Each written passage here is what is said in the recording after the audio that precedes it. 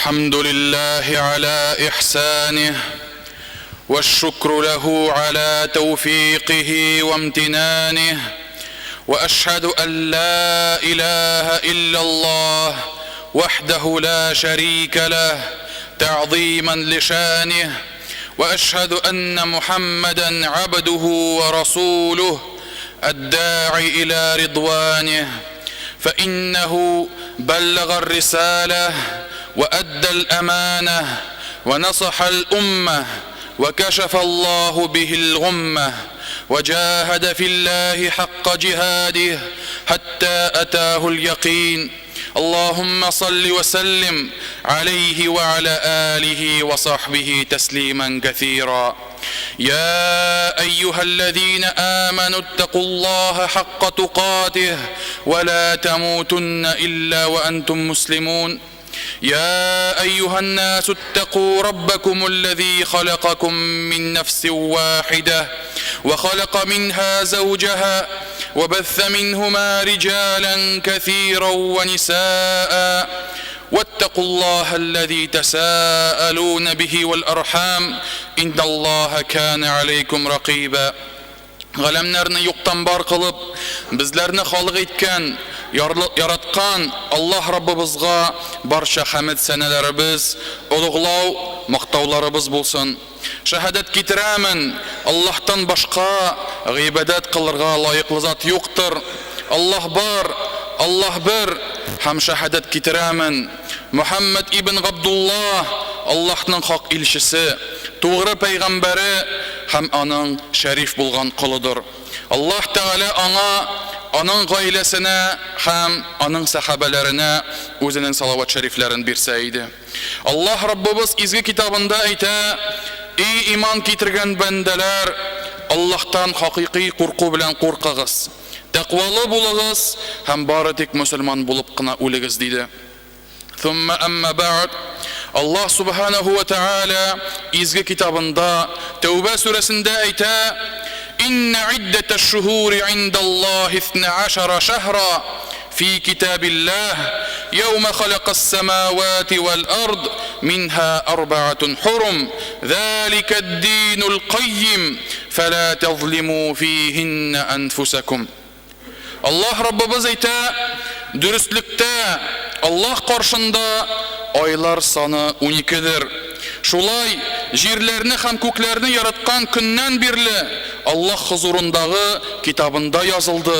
Аларның 4-се харам булган айлар. Ушбу хөкемнәр тугры һәм үзегезгә ушбу айларда зулымлык кылмагыз дип әйтте.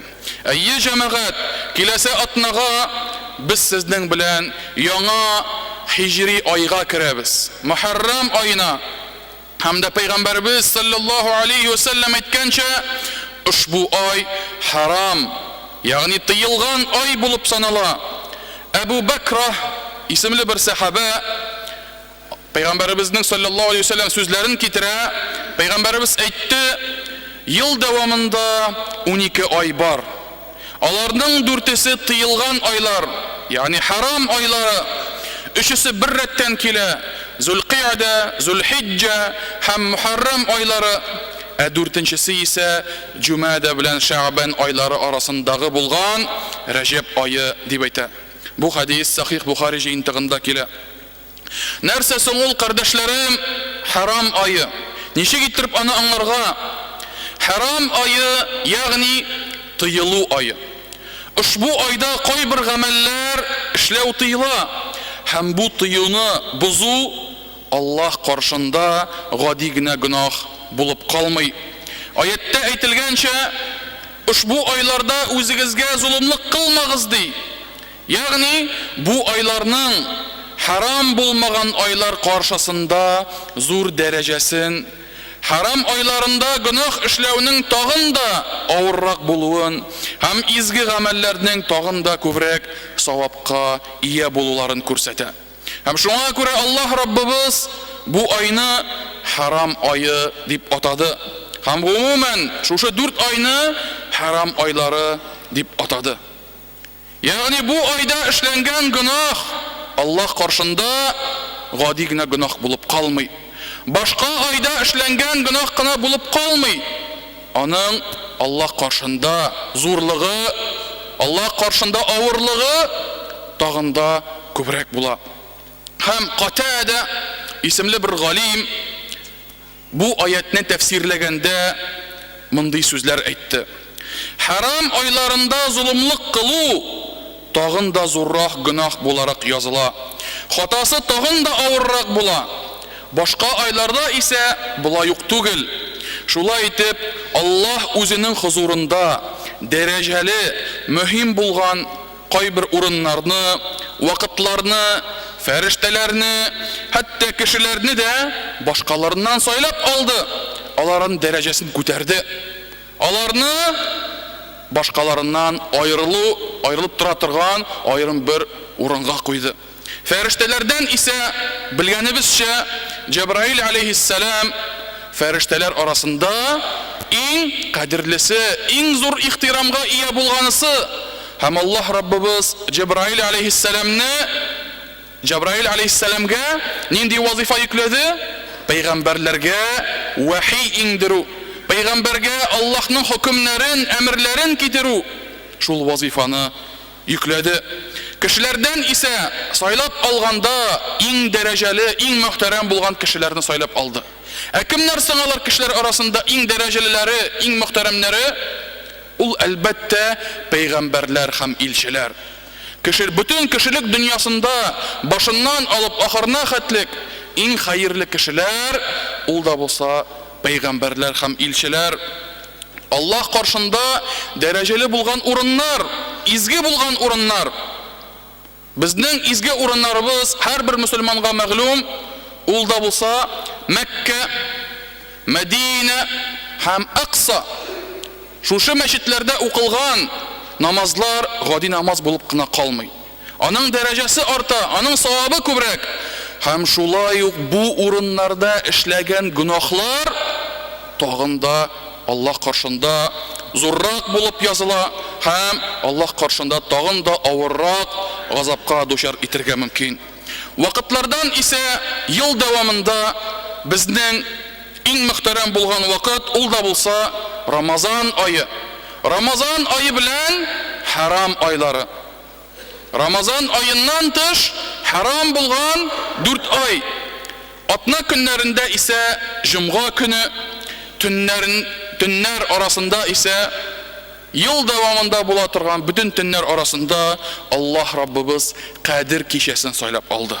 Һәм шуңа күрә Аллаһ бөекләгән әйберләрне сез дә бөекләгез ди. Сез дә улуглагыз, Аллаһ тыюларыннан сакланыгыз диде ушбу галимебез. Димәк, галимебез сүзеннән чыгып әйтәбез. Бу харам булган урыннарда, вакытларда, айларда эшләгән изгелек зуррак дәрәҗәгә илтә, күбрәк әҗр савап насип була. Һәм дә шушы урыннарда, шушы вакытларда, шушы көннәрдә эшләнгән гөнаһлар Аллаһ сакласын, тагын да куркынычрак нәтиҗәләргә китерә. Бу харам айында, Мөхәррәм айында нәрсә безгә эшләргә? Ничек итеп бу айны каршыларга? Абу Хурайра, Аллаһыннан разый булсын, Пәйгамбәребезнең саллаллаһу алейхи ва саллям ушбу сүзләрен тапшыра. Рамазан айыннан соң иң хәерле булган ураза Аллаһ айы булган Мөхәррәм айындадыр дип әйтте. Һәм фарыз намазларыннан соң иң хәерле булган намаз ул төнге намаз дип әйтте Пәйгамбәребез. Ушбу хадис Сахих Муслим җыентыгында килә. Һәм күргәнегезчә Пәйгамбәребез саллаллаһу алейхи ва саллям Мөхәррәм айын хәтта дәрәҗәләп атады. Гади генә бер Мөхәррәм дип атамады. Нәрсә дип әйтте? Аллаһның айы булган Мөхәррәм айы дип әйтте. Аллаһның айы, Мөхәррәм айы.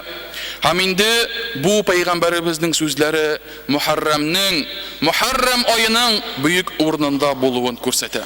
Ләкин Пәйгамбәребез саллаллаһу алейхи ва саллям бу айда уразаны күп тотса да, ай буена бары тик бер генә айны тоташтан ураза тотты.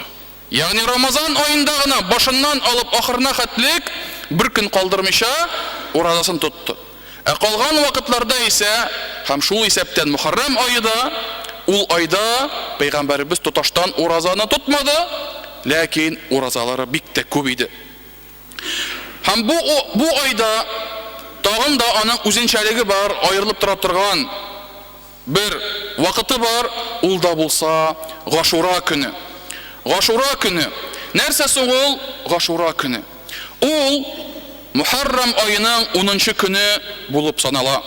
Безнең календарьга күчерсәк, туры китерсәк, якынча, төп-төгәл түгел, ләкин якынча 2 атнадан соң шимбә көнне 24 октябрьга шул тирәләрдә булачак иншалла. Ибн Габбас, Аллаһ Тәгалә аннан һәм аның атасыннан риза булсын, әйтә: "Мин Пәйгамбәребезнең ураза тотуны теләп, билгеле бер көн тырышып, билгеле бер көнне тырышып көтеп алуын бары тик шушы көнне генә, Гашура көнне генә һәм Рамазан аенда гына күрдем" ди. Ягъни Пәйгамбәребез Рамазанны көтте һәм шулай ук иң теләгәне, иң ашкынганы Гашура көнендә ураза тотуы дип әйтте.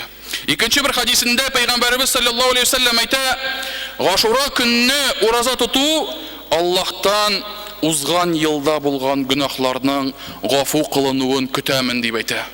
Өметләнәм, Аллаһ Тәгалә бу көнне тотып узган елдагы эшләгән гөнаһларны сөртсен, битерсен дип өметләнәм дип әйтте.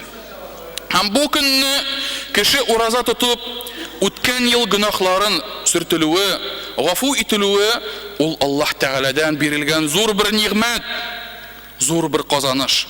Беребез дә бу форсатны кулыбыздан ышкындырырга тиеш түгелбез.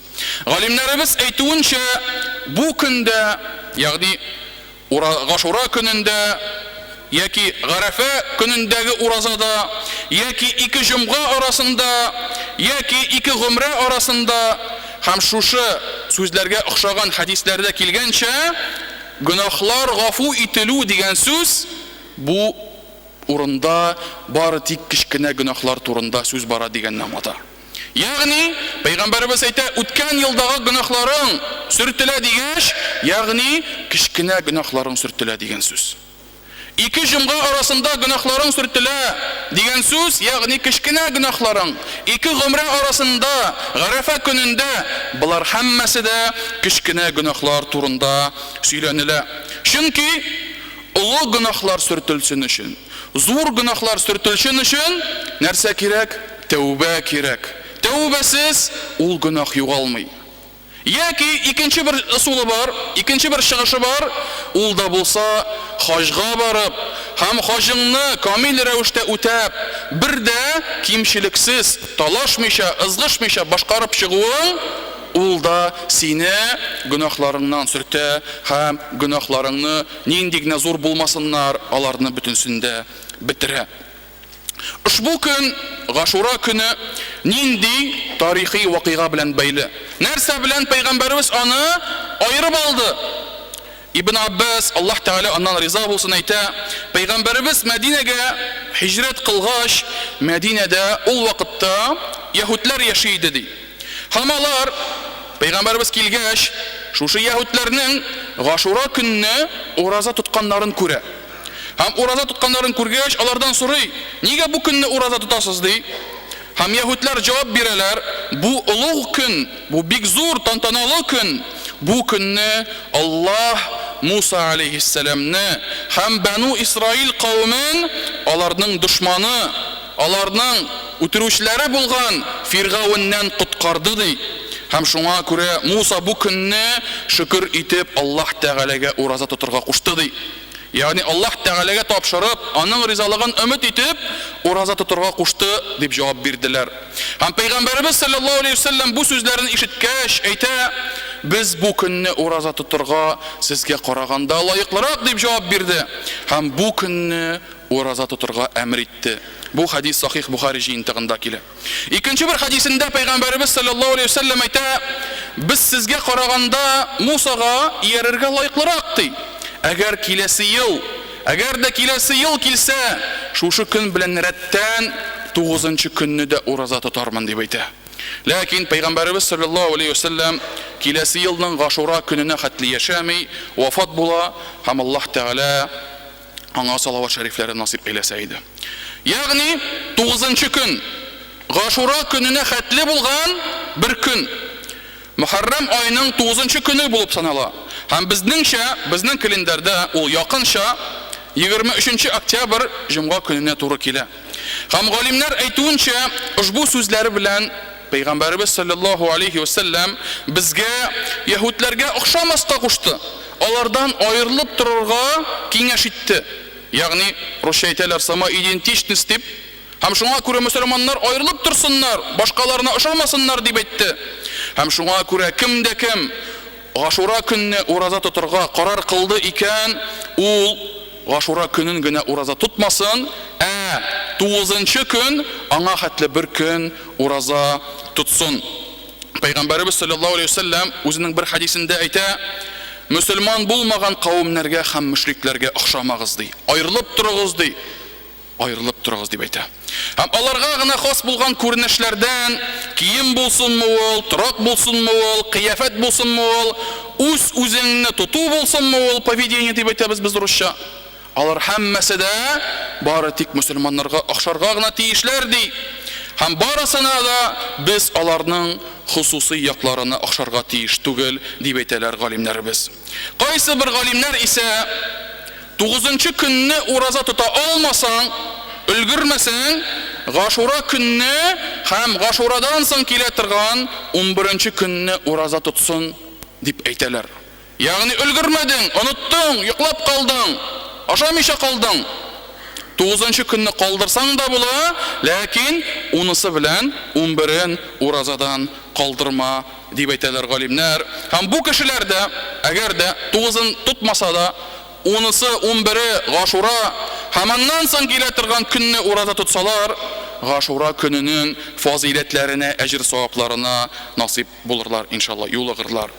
Гашура көнне була торган хаталар. Кайсы бер кешеләр Гашура көнен ниндидер бер бәйрәм буларак каршы алалар. Нинди дә булса бер тантана кебек уйлыйлар. Һәм инде кичләрен мул өстәлләр хәзерлиләр, бәйрәм кебек сөенәләр. Һәм инде авыз ачканда зур иттереп бәйрәм кебек үткәрәләр. Ләкин шулай да бу кешеләргә әйтәсем килә, Пәйгамбәрбез саллаллаһу алейхи ва саллям бу көнне бәйрәм дип атамады. Һәм белгәнегезчә, безнең ислам динендә 2 бәйрәм бар: Курбан гаете һәм ураза гаете. Һәм алар санында, алар хисабында Гашура көне юк.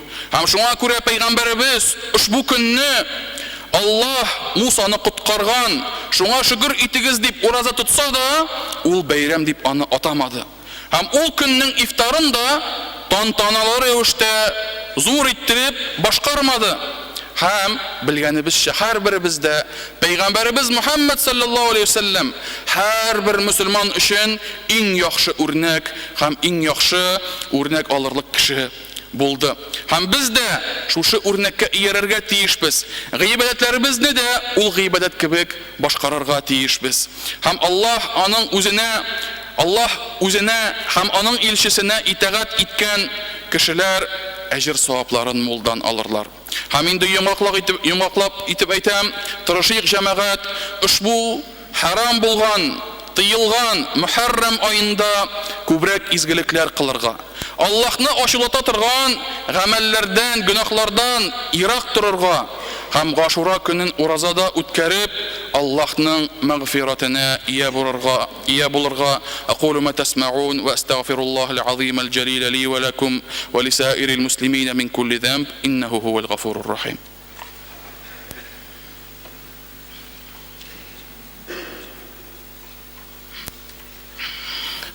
Alhamdulillahi rabbil alamin. Lahu al-hamdu al-hasan wa ath-thana'u al-jamil. Уважаемые братья и сестры, Аллах говорит в своей священной книге: «Инна иддата шухури инда Аллахи 12 шахра». Поистине, число месяцев у Аллаха 12.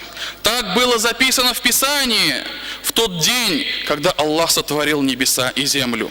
4 месяца из них являются запретными. Такова правая религия, и посему не поступайте в них несправедливо по отношению к себе. Сура Тауба, 36 аят. И один из запретных месяцев, месяц Мухаррам, он наступает уже вот на следующей неделе. Передают со слов сподвижника по имени Абу Бакра, да будет доволен им Аллах, что посланник Аллаха, саллаллаху алейхи вассалям, сказал: на протяжении года есть 12 месяцев. 4 месяца из них являются запретными. 3 месяца идут подряд: Зуль-Ки'да, Зуль-Хиджа, Мухаррам, и 1 месяц, который между Джумада и Ша'баном, это месяц Раджаб. А что же такое запретный месяц? Запретный месяц означает месяц воздержания. В этом месяце следует воздерживаться от греховных деяний и совершения любого греха. Да упасет нас Аллах от этого. В этом запретном месяце записывается у Аллаха не как простой грех, а нечто большее и нечто тяжелее. Как видно из прочитанного аята, Аллах призывает нас в эти запретные месяцы не поступать к самим себе несправедливо. То есть указывает, что совершение грехов в эти месяцы у Аллаха считаются еще большими грехами. А совершение в этих месяцах благих дел, за них записывается еще большая награда у Аллаха. Поэтому то, что Аллах обособил эти месяцы, выделил их, запретил поступать несправедливо в них, то есть совершать грехи, и делает эти месяцы запретными. Верующий должен воздерживаться от греховных поступков еще больше в эти месяцы, чем в другое время. Один из больших ученых раннего времени, которого звали Катада, да помилует его Аллах, он сказал, когда делал комментарии к аяту: «И посему не поступайте в них несправедливо по отношению к себе», он говорил: в запретные месяцы поступать несправедливо, причинять зульм, записывается еще как больший грех. А тяжкость этого греха еще куда более весома. В остальные месяцы такого нет. Таким образом, Аллах возвеличивает и возвышает важные и священные места, времена годов, ангелов и людей от остальных себе подобных. Аллах возвеличил ангела Джабраиля над остальными ангелами. Среди людей Он выбрал пророков и посланников, а среди времен года, среди месяцев Он выбрал месяц Рамазан как священный месяц, а также 4 запретных месяца. Из священных мест Он избрал 3 священных места для всех мусульман. Это Мекка, это Медина и это Акса. И даже совершение молитв в этих мечетях дает человеку еще большую награду, чем молитва, которая совершается в простой мечети. Однако, это еще не все. Если награды больше в этих священных местах, в это священное время, то также и наказание Аллаха еще более суровее. Наказание Аллаха еще больше, если человек будет ослушаться Аллаха в этих местах. Если человек будет ослушаться Аллаха, грешить в это священное время. И поэтому нам следует остерегаться этих запретных месяцев. Этот ученый продолжает: из дней недели он выбрал пятницу, джум'а, и всех ночей он избрал и сделал священной ночь предопределения, лейлятуль кадр. Поэтому то, что возвеличил Аллах, и те, кого Он возвеличил, нам, верующим, также следует возвеличивать. Чтить их священность и остерегаться нарушать запретов Аллаха в эти времена и в эти места. Что же нам делать, если мы познаем запретный месяц Мухаррам? Что нам делать, если этот месяц наступит? Посланник Аллаха, саллаллаху алейхи вассалям, сказал: наилучшим постом, уразой после месяца Рамазан является пост в месяц Мухаррам, а наилучшей молитвой после предписанных фарз молитв является ночная молитва, ночной намаз. И как мы видим, посланник Аллаха, саллаллаху алейхи вассалям, в этом хадисе, когда он говорит о месяце Мухаррам, он его назвал месяц Аллаха. Самый наилучший пост после уразы – это пост, совершенный в месяц Аллаха, в Мухаррам. И это указывает на его особенное место у Аллаха. Также в этом месяце есть день Ашура, в котором посланник Аллаха, саллиллаху алейхи вассалям, побуждал поститься верующих. Он сказал: пост в день Ашура, я надеюсь, что Аллах простит по причине этого поста грехи прошлого года. И поэтому, уважаемые братья и сестры, мы не должны упускать возможности поститься в этот день, дабы Аллах простил нам наши грехи прошлого года. إن الله وملائكته يصلون على النبي يا أيها الذين آمنوا صلوا عليه